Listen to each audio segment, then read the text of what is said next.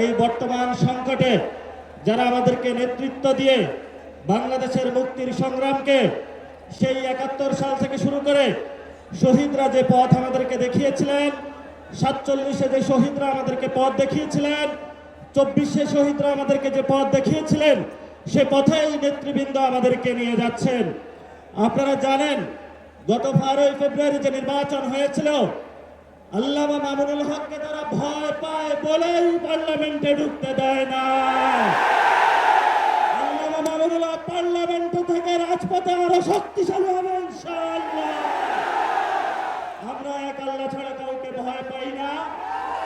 আমিও মাদ্রাসায় পড়াশোনা করছি। নারায়ে তাকবীরের একটা স্লোগান দিয়ে ইনশাআল্লাহ বক্তব্য শেষ করব।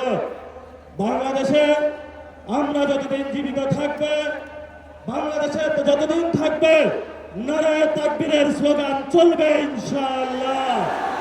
নারায়ে তাকবীর, তাকবীর।